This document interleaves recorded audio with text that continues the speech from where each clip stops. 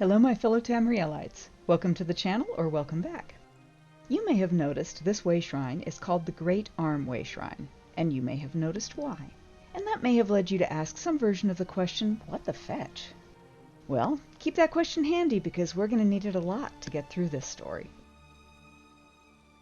The origin story of the city of Necrom begins with Vivec, which, if you ask Vivec, is how all stories begin. We only have one substantial source for the origin story of Necrom, and if you are a fan of Elder Scrolls lore, you already recognize that as a red flag. A single accounting of an event always has the power to shape that event, and history, but that's especially true in the Elder Scrolls mythos, where perspective is everything, and one powerful will can shape reality. On top of that, our single source in this case is Vivec, who is the very definition of an unreliable narrator. As a cherry on top of this sketchy sundae, the vehicle for this story is the 36-lesson series of texts, which are tribunal scripture. If the words that come to your mind include agenda and ulterior motives, well, you're not wrong. By the way, like the rest of the fandom since Morrowind, I have always used ze-zer pronouns for Vivec, who is a hermaphrodite. But Vivec wrote the sermons, and I noticed this read-through that Vivec always uses he-him pronouns for himself, so I am sticking with those. Your mileage may vary, obviously, but I feel it's what Vivec told me to do. I'll start Necrom's story with a synopsis of the relevant events as they are presented in the sermons. Then I'll cover what little additional material exists, and then I'll go back and take a closer look at the details and their meanings. This story, written by Vivec, includes a sexual assault against Vivec, as well as his destruction of the thousands of monsters birthed afterwards. These are metaphors, and they are not gratuitous at all. They are essential to the story that Vivec wants to tell us, but those are the elements of the story that we're going to be working with in this video. The origin of Necrom begins in Sermon 12, which tells us this. Vivec was new at being a god, and so was out practicing god stuff on his own, when Molag Bal arrived, attacked, and insulted Vivec, who immediately gave birth to thousands of child monsters. Most of the offspring didn't have enough power to be of consequence, but the most powerful is named in Sermon 12, and his name is GULGA JIL Hayet Ehum. Translation time. GULGA JIL is probably a proper name and not translatable. But Hayet Ehum are words in Elnifex that, directly translated, mean high is low. However, it is almost always a mistake to translate Elnifex directly because it's a magical language and therefore metaphorical. So instead of focusing on the exact meaning, I'll just point out that it's clear that his name contains a contradictory pairing of opposites. As a small but I promise relevant tangent, the word enantiomorph is a scientific term for two linked forms that are mirror images of each other.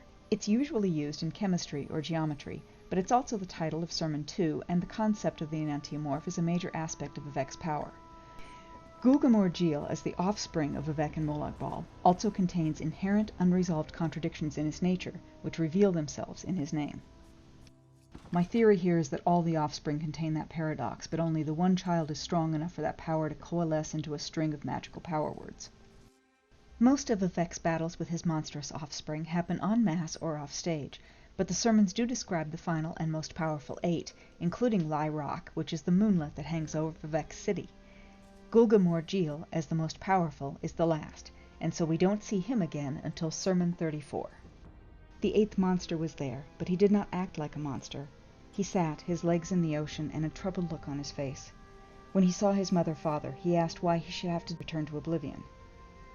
Vivec's answer is because it's his nature, which is like Mom saying because I said so, and GMJ doesn't go for that any faster than I ever did. So Vivec consoles his son by reciting the same poem he used to console his mother when she was done. That's Sermon 3, and he was still in the womb at the time, and if I start down that tangent, it'll be 2 hours before I stop for breath, so no. Back to GULGA JIL. He hears this poem, and at that point, and I'm quoting here, he accepted Muatra with a peaceful look, and his bones became the foundation of the city of the dead. So that's pretty straightforward, right? And the literal truth of it is corroborated by a description in the parables of St. Voorhees. I hear some of you asking, wait, that's also tribunal scripture. Who wrote the parables? Well, it's anonymous, so make of that what you will. Anyway, the parables contain a passage that illustrates the difficulties inherent in building a city out of actual bones. Following the Middle Dawn, St. Voorhees oversaw expansion of the exalted necropolis. His architects came to him complaining of porous rock which invited in the sea. Which, of course, it would, if it were literally bone. GULGA was sitting by the ocean, if you recall, so if his death were a true story, the site would be flooded every high tide, and porous bones would not hold back the water. So it sounds like the architects had a legit complaint, but their reward for pointing out how physics work was an immediate crushing. St. Voorhees felt a shift in the earth and did not move. As he did, the bones of GULGA, curling around the White City and long since turned to brittle stone, rained from the sky and crushed the complainers. Famously, Voorhees says next, this forceful expression of will gives true honor to the ancestors. The rest of that quote is, we honor the sacrifice of those who meet their end with no delay. The faithful may live to push back the sea and be worthy of being interred in the sacred halls of our necropolis. As I read it, Voorhees is saying the faithful can turn those bones into bedrock. Which sounds crazy, but then again, Nirn is malleable to the will of mortals too. I actually don't believe Vivec wrote the parables. There's no Vivec in the book, for one thing. But the story does describe the obvious challenges one would face in trying to build a literal city out of literal bones. And to return to our beginning, we also have this. A remarkably literal arm, right down to the shirt sleeve. So, the sermons describe a true story then, right? Well, not so fast, because there is another story. A book titled The Spires of the 34th Sermon is a series of journal entries from a grieving son who has lost his father.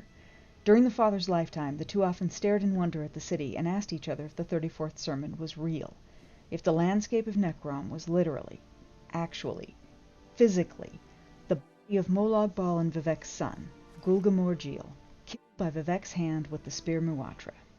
After the father's death, the son is haunted by this question, is it real? He's obsessed with it. So he spends weeks traveling to Vivec City, waits in line with pilgrims for days with no food or water, finally walks up the steps to meet his god, and, at last, asks the questions. Are the spires that rise above his home city truly the bones of GULGA? Is it true that he was the son of Molag Bal? And this poor guy, he really is mad with grief, clearly, because, look, dude has read the sermons, and yet he just walked up to a god with a, I'm going to say mercurial mood, and said, hey, you know the most horrible thing you ever described happening to you? I'd like some more deets on that. What else you got? I'm actually kind of proud of V here, because his initial response is to stare at this crazy dude without speaking. I'm guessing that he's hoping the guy's brain's going to start working again. But this grieving son, he just really does not grasp the scope of how much pain he is not feeling, because he pushes on through the warning silence and just starts begging for an answer anyway. He's like, hey, tell me more about that time you had to go around destroying pieces of yourself. I really need to know. Vivec describes, in the sermons, doing horrible things to people for way smaller insults than this, and I have to assume that our supplicant lives through this only because Vivec knows he's going to be journaling about it, and Vivec wants the answer in writing so that he only has to say it once. That's what I'm going with. And here is that response. You want unambiguous truth where none exists. You want me to solve a mystery within a metaphor when that is not my role at all. Not all the things in the world are yours to know. The sermons do not care if you understand them any more than I. Who told you this thing, that the world must make sense, that a thing must be true or not, that there exists nothing in between? So that's the official word from Vivec. Real? No, it's a mystery wrapped in an enigma, wrapped in a metaphor. Learn to embrace ambiguity, noob. Or don't, V don't care. So since those questions are dead ends, see what I did there? Let's try another take and reconsider the sermons as a whole. Here are my basic assumptions. First, I do agree with the general consensus that the sermons are written for Nerevar or his reincarnations, the Nerevarines. If that is true, my second assumption is that the sermons contain coded information only the Nerevarine will understand.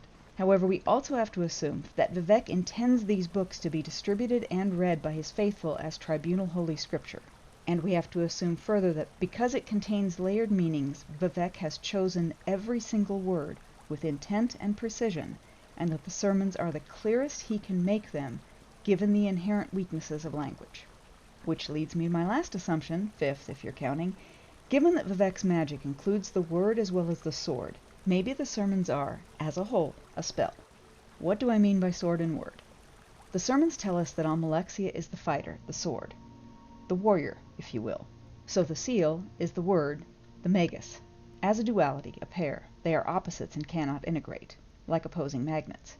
Vivec is the bridge between them, both word and sword. His magic is in dualities, in the combination of opposing forces, and so it's Vivec's personal alchemy that enables Almalexia, Seal, and Vivec to become the 3-in-1 deity, Almsivi. It's also why it is a mistake to look upon Vivec's golden features and ignore the indigo. It is a mistake to think of him as the god of poetry and forget he is also the mother-father of murder. But don't take my word for it. Let's look at Sermon 18, where Vivec tells us that Almalexia described him like this. This is why you were born, under water and in fire and in metal and in ash, 6 times the wise, to become the union of male and female, the magic hermaphrodite, the martial axiom, the sex death of language, and unique in all the middle world. So, I left it out of my assumptions because it probably does go without saying, but I think we're all on the same page here that one purpose of the sermons is for Vivec to get a chance to tell us all how really awesome Vivec is. We pretty much can all agree on that? Okay, good. And it probably also goes without saying, but if you're in a relationship with someone and they describe themselves like this, yeah, you should run. But where was I? So, tangent, yes. Conflicting opposites? Check. Martial prowess? Check. And is our V good with words? Honey, he is the sex death of language. That is a fantastic line. Beat poets from the 60s are crying that they didn't think of that. Incidentally, 4 lines later are the words, "This sermon is untrue." So make of that what you will. Like, seriously, that's going to have to be on you because it's like a 3-hour tangent and I just cannot because this is a Necrom video. So the sermon may or may not be untrue, but you know what is true? In the Elder Scrolls mythos, only 2 people have ever achieved Kim, or true apotheosis. One is Talos, our beloved Tiber Septim, and the other is Vivec. Although we are discussing the sermons, which means the concept of the Amaranth and the Godhead are on the table, so maybe neither Vivec nor Talos actually apothesized, but that is a thing that I cannot spend an hour on. But regardless of where you stand on that, it is inarguable that Vivec is in rarefied company. Vivec is also brilliant, even standing next to Sophocile, and is focused and is intensely dedicated to being as Vivec as possible every moment. My bias is probably pretty clear here. The Tribunal are 3 of my favorite characters from fiction. They are all kinds of messed up, but that's part of why I love them, and I love how complex they are, which is also why I love Talos.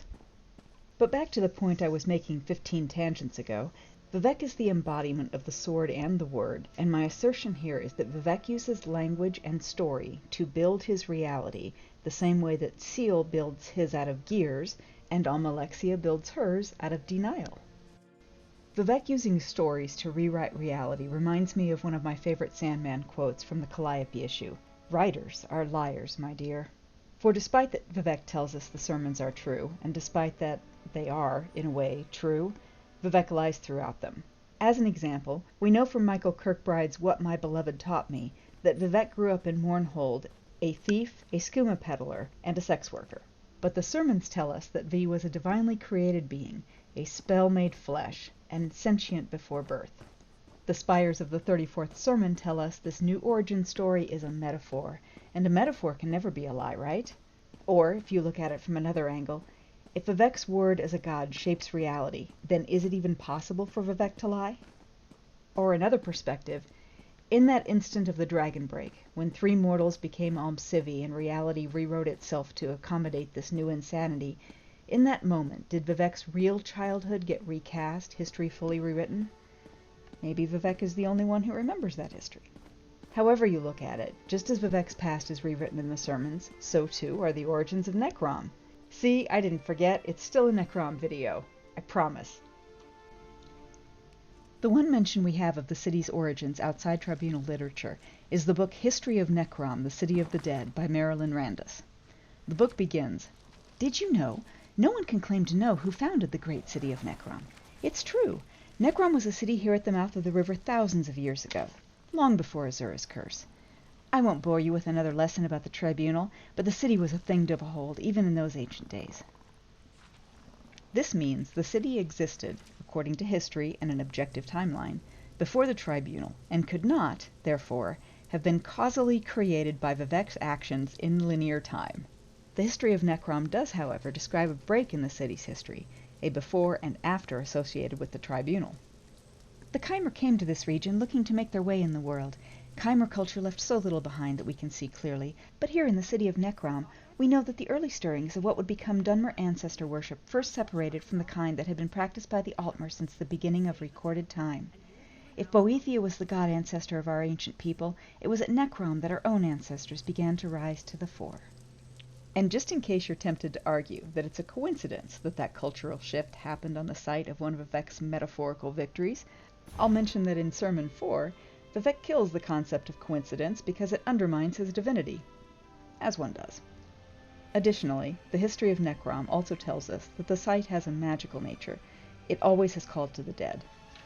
Even in the days of the Chimer, the writings of the time speak of how much easier it was to reach across the threshold and speak with those who have gone before. If life and death are just two parts of the same path, the ancients began to see Necrom as a way station on that long and twisting road. So we've got an ancient city with a forgotten past, where the boundaries of reality are thin? That sounds like a perfect opportunity for a newly minted god to exert some influence. But we've moved past the question, is it real? The more interesting question is why. What does Vivec gain from telling this particular story, especially that it begins with him being assaulted? To answer that, we need to take a closer look at Sermon 12.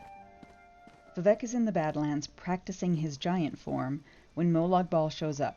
The Badlands could mean the ash wastes of Vardenfell, but you can tell I was reading Sandman when I was playing Morrowind because I'm thinking now of the soft places that are described in Sandman, which are the soft edges of reality where you're kind of in a physical place but kind of not. Practicing his giant form may also be literal, being big is a thing gods do, but it could also mean expanding his consciousness or 1,000 other non-physical things. Vivec makes note that he has to alter his feet, make them less divine, so they don't harm the earth. I've always wondered if that referred to making them into some sort of an anchor to hold him to Nirn while he was exploring. The Velothi, who are nomads, have a lot of cultural associations about feet, but I'm always reminded of how the Aedra can be killed if they physically manifest. It's Vivec's less divine feet, the place where he makes physical contact with base soil, that becomes his point of vulnerability, and that is where Molag Bal attacks when he shows up. A reoccurring theme in the sermons is that one must be true to one's nature, and that's wholly true of Daedric princes, who are coalesced concepts, not people. Molag Bal is the allegorical idea of brutal subjugation. If 3 upstart Mer declare themselves to be gods, he has to show up and attack. Since Vivec has always been shown thinking steps ahead of his opponents in lore, I have to believe he would anticipate Bal's attack, and from there, do his best not only to mitigate the harm, but even capitalize on it, art of war style, however possible. If that sounds convoluted, remember that the thief always works sideways, like by controlling the battleground and the narrative. We can also remember that Mannimarco tried it straight on, and that did not go well. I'm now going to continue on with Sermon 12. If you are not interested in hearing any more of the details that Vivec gives us, which I so get, skip ahead to the timestamp on the screen. My interpretation is that Vivec went to an isolated, desolate place and made himself just a little bit vulnerable, but mostly not, as a way of basically taunting Molag Bal. These are gods and metaphors. Vivec could have described the encounter between them 1,000 terrifying ways, yet it's only Molag Bal's initial attack, crushing Vivec's vulnerable feet, that really has a realistic ring to it. The subsequent line, "Mighty fires from the beginning place were brought like nets to hold him, and he let them," is our first indication that Vivec is not entirely surprised by Bal's attack. It's odd enough that Vivec is telling us that he let Bal's minions tie him down while injured, but it's what he says next that'll make you reach for that WTF question I warned you to keep handy. "I would prefer," Vivec said, "some kind of ceremony if we are to be married." So why would Vivec describe this as a wedding? I mentioned the concept of the enantiomorph earlier, the union of mirror opposites. In mythic terms, if you break it down, this marriage has logic. Regardless of when interaction really happened between them, after the fact, Vivec gains power by describing it in enantiomorphic terms. At the same time, if you think Vivec's statement is the craziest thing you'll hear today, then pace yourself, because Molag Bal's response is to have a ceremony performed at Vivec's behest. Because that's how Molag Bal rolls, you know? He's accommodating like that. So, yeah, there's a banquet and pomegranates and tents and Valathi mystics show up and Vivec writes some love poetry. I'm not even kidding about that. And, oh yeah, one other little thing. So they're having this sort of completely whacked out pillow talk, and Vivec names himself in Elnathax as Nerevar's teacher. E altadun gartak padame. That means, more or less, I am the weapon of the Hands of Change, where Hands of Change means Nerevar. E altadun gartak padame. And the next line reads, with these magic words Molag Bal added another, Kim, which is the secret symbol of royalty. Kim is way more than that, but we're going to have to deal with that later because we have to move right on to the next line, which is, Vivec had what he needed from the Daedroth, and so married him that day. That phrase, had what he needed and so, strongly implies that Vivec has some measure of control, especially when taken with the line, and he let them, that we saw earlier. Later in Sermon 31, Vivec writes that he recalled the pomegranate banquet where he was forced to marry Molag Bal with wet scriptures to cement his likeness as Mephala and write with black hands, which is another indication that whatever metaphorical encounter took place between them, Vivec took action within that encounter in a way that allowed him to gain from it. Without getting into the weeds about what he means by cement his likeness to Mephala, we can definitely say that Molag Bal saying Kim was what Vivec needed. Vivec had to already know the word, so why was it so important that Molag Bal said it? The story tells us that Kim is the secret symbol of royalty, but that's royalty at the highest level, a perfected, ultimate expression of an ideal. In other words, divinity. Remember before when I said a single perspective was sketchy? Vivec is telling us in this story that he magically identified himself in Elnathax, and it was Molag Bal who added Kim to the description, effectively bearing witness to Vivec's divinity. To be clear, I am not saying that Molag Bal makes Vivec divine. Vivec does that. But recognition of his divinity from an outside source, and getting to repeat it to everyone, is not the only thing Vivec gains in this story. Throughout the sermons, Vivec has been creating for himself and Nerevar a list of qualities, experiences, and attributes one must possess to be a ruling king. Ruling king is almost like a game Vivec is playing with himself, where he makes up all the rules and then has to outplay himself. Suffering is on that list of ruling king to-dos, and while Vivec certainly suffered in his real life, up to this point in the description of Vivec's flawless divine life, his mother suffers far more than he is shown doing. This encounter with Molag Bal not only checks that box for Vivec, it also helps paint him as a sympathetic character who understands the pains of mortal existence. In this world, Molag Bal is a real fear, and Vivec is telling us that he understands that mortal pain and fear. That's all Sermon 12, however. Just in case there's any concern that a sympathetic Vivec looks too weak, in Sermon 14, Vivec, bites off Molag Bal's phallus, turns it into the spear Muatra, and then uses Muatra to kill everyone present. Remember there was a ceremony and tents and Valathi mystics came? Yeah, he kills them too, all the witnesses. The spear's name, Muatra, means milk taker, and anyone struck with it that day turned barren and withered into bone shapes. So it's the opposite of a fertility symbol. Vivec, the god of sex and death, carries a spear made from an enemy's phallus that strikes people barren, and its name is Milk Taker. That is horrible and beautiful writing. Kudos to Vivec and Michael Kirkbride. So back to the beginning. Let me ask you, do you think that's a real arm? It's a trick question, of course. It doesn't matter what you think.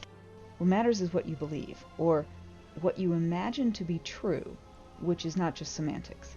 If you're standing in front of a stone arch that is obviously an arm, it really blurs that line between parable and truth. And if you start to have a hard time disbelieving the arm, well, that spear on Vivec's back, if the arm is an arm, how can that spear be anything except Molag Bal's phallus. And even if you know that isn't true, even if Vivec looks you in the eye and tells you the cigar is a metaphor, dumbass, I dare you to tell me you don't picture an emasculated Molag Bal or Vivec carrying a 6-foot schlong into battle every time you hear that story. You do, and you giggle a little bit before you remember you're a grown-up and go back to your budget reports. That is not the reaction that Molag Bal wants you to have when you think of him. But every time the story is told, for that moment, in the listener's mind, the story is true, and Molag Bal is emasculated in that truth. Molag Bal doesn't have a physical body. He is an idea, a thought form. He's a big Venn diagram harboring smaller related horrors. Vivec's story, contemplated by believers, weakens the idea of Molag Bal's dominance, just a little bit. There's shrinkage, you might say, and simultaneously, it pumps up Vivec. Back in the synopsis, I mentioned that during the ceremony, Vivec wrote love poetry. Here are the last 2 lines of the poem that he shares with us. Hell, my sweet, is a fiction written by those who tell the truth. My mouth is skilled at lying, and its alibi, a tooth. I believe that in addition to all of the other many things that are going on here, that those lines are Vivec telling Bal that this story is a parting shot in their encounter, and it is meant to cause a poisoned wound that never heals. Imagine that grieving son from the spires of the 34th sermon. He has spent his whole life wondering if the arm was real, and then he looked upon Vivec floating in front of his eyes with Muatra on his back. Muatra is exactly as real as the bones of GULGA JIL. If Vivec gives a definitive answer to one question, he answers the other. And answering in either direction, yes or no, diminishes the energy derived from the imagination that is fueled by faith and paradox. It's also true that Vivec is trying to expose the Adric lie as he sees it, and that means that making you question reality is literally the job he has given himself. Let me ask you one more question, instead of answering any, because why would I do that in a lore video? If it's a metaphor, when was it, do you suppose, that the arm became an arm? Did it happen at the tribunal dragon break, when 3 murderers became one god and reality scrambled backwards and forwards in time to align itself with the new normal? Or did Vivec come here, before or after writing the sermons, and will the arm and ribs into being? We'll never know. But for what it's worth, I don't think it was either of those two. My theory, and it's my theory, is that thousands of years ago it was a natural stone arch. But after Vivec seeded the idea, as generation after generation stared at that arm and the ribs and told the stories, fingers became more clearly defined in the rock, and then wrist bones, and then even a shirt sleeve. Because after all, when I was telling that story earlier of GULGA JIL sitting and dangling his feet in the ocean, you weren't picturing him naked, right? Vivec says that he knows that GULGA JIL will peacefully accept his fate if consoled. I think that's interesting.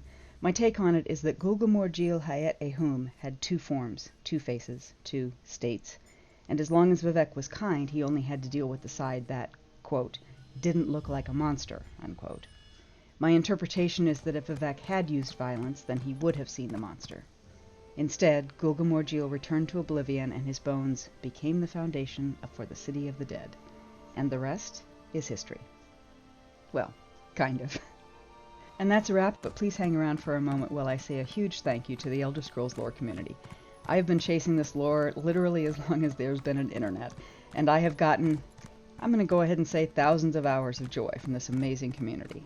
I know channel posts have flagged a bit for the weeks that I've been working on it, but I really did want to do right by the community and by the lore, which is gorgeously constructed to be this fascinating for this many of us, for this long. I had to go into it just accepting that I wasn't going to be able to do the sermons justice. And rest assured that I own every mistake and unfounded assertion. Those are all mine. You could not know. You are not Vivec. And probably at least some of the good stuff that I think is mine is from a website I read 15 years ago and just absorbed. Like you do. If you spotted a mistake, please let me know in the comments, and let me know what you're pulling from so I know what I should go read. And on that note, please check out the links in the description. Our fandom is as awesome as Vivec. Oh, no worries, Vivec.